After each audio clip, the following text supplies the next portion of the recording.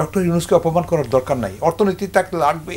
তরুণদেরকে বলবো তাকে সম্মান করে রেখে আমাদের রাজনীতিবিদরা তাকে কাজে লাগাবার জন্য একটা জায়গা রাখেন, যাতে করে আমরা জানি এটা বড় কোনো পদের কথা নয়। আমার খুব আগ্রহ ছিল এই 24-এর সৈনিকরা, যোদ্ধারা, এই মেধাগুলো দেশের ভিতরের যে অনাচারগুলো আছে রন্ধ্রে রন্ধ্রে, এগুলো তারা বের করে আনবে, এনে এগুলোকে ডিসেমিনেট করবার ব্যবস্থা করবে।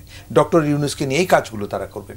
তারা রাজনীতি এসছেন, হয়তো তাদের চিন্তাভাবনা অন্যরকম আছে, বাট ওটা হলে আমার কাছে মনে হচ্ছিল তারা অনেক মর্যাদায় সম্মানে থাকতে পারতেন এবং রাষ্ট্রের সত্যিকার অর্থে কাজ হতো।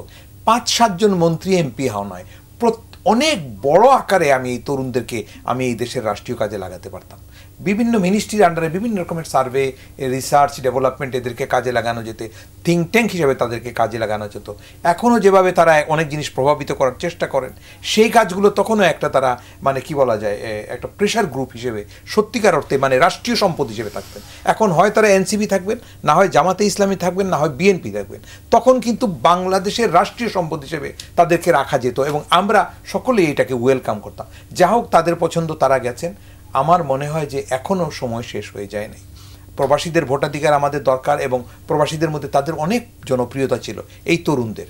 কিন্তু এই সাম্প্রতিক ঘটনা প্রবাহ, পত্রপত্রিকায় যেসব খবর প্রচারিত হচ্ছে, বিভিন্ন রকমের যে জিনিসগুলো কাম্য নয়, এগুলো যখন প্রচার হচ্ছে তখন বিদেশে মানুষজন হতাশ হচ্ছেন এবং এই হতাশা থেকে তাদেরকে বের করে এনে যেটুকু ভুল ত্রুটি হয়েছে এগুলো থেকে বের গিয়ে সামনের দিনগুলোতে সুন্দরভাবে সামনে কিভাবে নৈতিক অবস্থান থেকে তরুণ নেতৃত্ব এগিয়ে যেতে পারে সেই চিন্তাটা রাখা উচিত।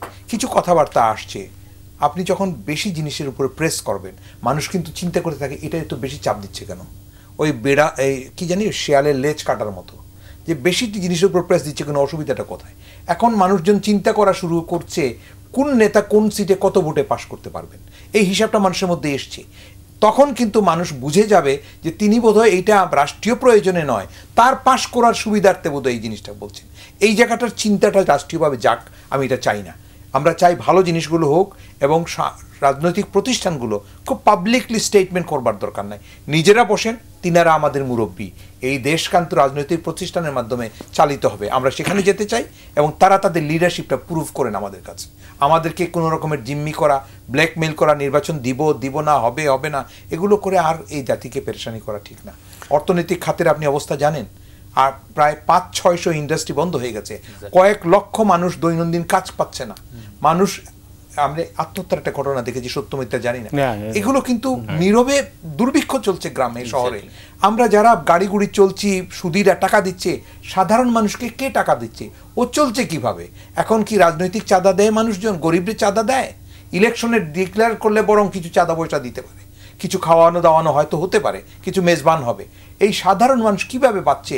এই তরুণদেরকে আমি চিন্তা করতে বলবো যে এইরকম একটা রাষ্ট্রীয় অব্যবস্থার মধ্যে বা অস্থায়ী ব্যবস্থার মধ্যে রাষ্ট্র থাকলে কিন্তু ইকোনমি চলবে না, ইনভেস্টমেন্ট হবে না, ইন্ডাস্ট্রিগুলো চলবে না।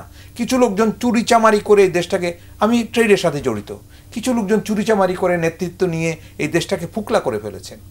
আর ফুকলা যাতে না হয়, এটাকে রিপেয়ার করবার জন্য, ব্লিডিং বন্ধ করবার জন্য ডক্টর ইউনূসকে অপমান করার দরকার নাই, অর্থনীতি তাকে লাগবে।